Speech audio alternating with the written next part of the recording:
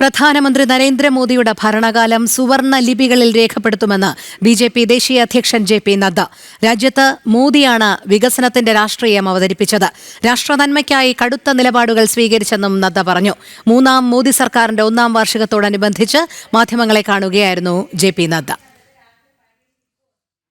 जो विकसित भारत और विकसित भारत में अमृत काल के लिए जो सेवा, सुशासन और गरीब कल्याण, इस पे जो समर्पित 11 साल प्रधानमंत्री मोदी जी के नेतृत्व में कार्य हुआ है, वह स्वर्ण अक्षरों में लिखे जाने वाला कार्य हुआ है. It should be written in golden words, in golden letters, क्योंकि जो काम हुआ है वह अकल्पनीय और अद्वितीय.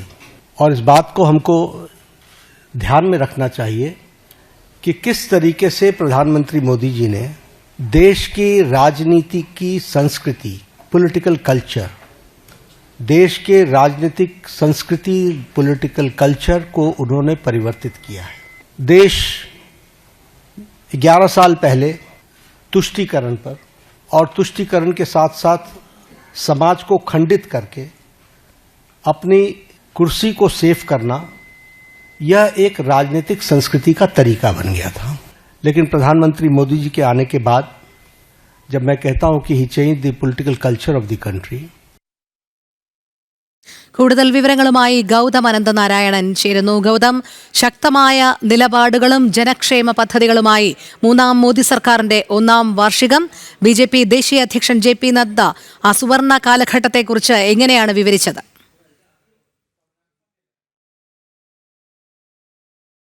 11 വർഷം തികയ്ക്കുന്നു. ഒപ്പം കഴിഞ്ഞ വർഷം ഈ ദിവസം അധികാരത്തിലേറിയ മൂന്നാം മോദി സർക്കാരിന്റെ ഒന്നാമത്തെ വാർഷികവുമാണ്.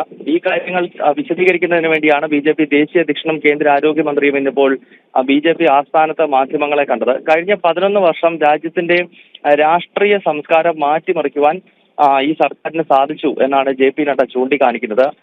2014 മുൻപ് തുടർച്ചയായ അഴിമതിയും ക്രമക്കേടും നടന്നിരുന്ന ഒരു സർക്കാരായിരുന്നുവെങ്കിൽ കഴിഞ്ഞ 11 വർഷം വലിയ മാറ്റങ്ങൾ നമ്മുടെ രാജ്യത്തുണ്ടായി എന്ന് അദ്ദേഹം ചൂണ്ടിക്കാട്ടി. അത് രാജ്യ താല്പര്യവുമായി ബന്ധപ്പെട്ട വിഷയങ്ങളാണെങ്കിൽ ഭീകരതയ്ക്ക് ശക്തമായ മറുപടി നൽകി. അത് പാകിസ്ഥാനിലുള്ള ഭീകരതയ്ക്ക് മാത്രമല്ല, നമ്മുടെ രാജ്യത്ത് തന്നെയുള്ള ആഭ്യന്തര ഭീകരത ഉൾപ്പെടെയുള്ള വിഷയങ്ങളിൽ കൃത്യമായ ഇടപെടാൻ ഈ സർക്കാർ സാധിച്ചു.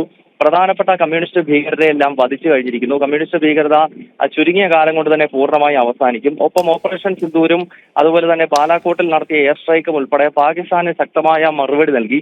അങ്ങനെ രാജ്യ താല്പര്യത്തിന് എതിരായി നിൽക്കുന്ന ശക്തികൾക്കെതിരെ ശക്തമായ മറുപടി നൽകാൻ ഈ സർക്കാരിന് സാധിച്ചുവെന്ന് നദ്ദ ചൂണ്ടിക്കാട്ടി. ഒപ്പം കേന്ദ്ര സർക്കാരിന്റെ വികസന പദ്ധതികൾ സാധാരണക്കാരിലേക്ക് എങ്ങനെ എത്തി എന്ന കാര്യം അദ്ദേഹം ചൂണ്ടിക്കാണിക്കുന്നുണ്ടായിരുന്നു. പ്രത്യേകിച്ച് പ്രധാനമന്ത്രി ഫസൽ ഭീമ യോജന, അതുപോലെ തന്നെ ഉജ്ജ്വല യോജന, പ്രധാനമന്ത്രി ആവാസ് യോജന തുടങ്ങിയ പ്രധാനപ്പെട്ട പദ്ധതികൾ, ഒപ്പം ആയുഷ്മാൻ ഭാരത് പോലെയുള്ള പദ്ധതികൾ, അതുപോലെ തന്നെ കോവിഡ് കാലത്ത് നമ്മുടെ സർക്കാർ നടത്തിയിട്ടുള്ള ഇടപെടൽ, ഏതാണ്ട് 48ഓളം രാജ്യങ്ങളിലേക്ക് കോവിഡ് വാക്സിൻ കയറ്റി അയച്ചു. ഒപ്പം രാജ്യത്തെ ജനങ്ങൾക്ക് മുഴുവൻ സൗജന്യമായി വാക്സിൻ നൽകി.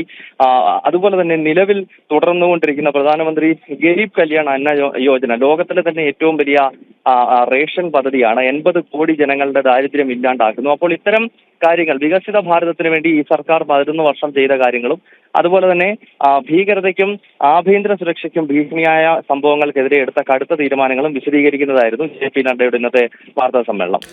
ശരി ഗൗതം, പ്രധാനമന്ത്രി നരേന്ദ്രമോദിയുടെ ഭരണകാലം സുവർണ ലിപികളിൽ രേഖപ്പെടുത്തുമെന്ന് ബിജെപി ദേശീയ അധ്യക്ഷൻ ജെ.പി. നദ്ദ.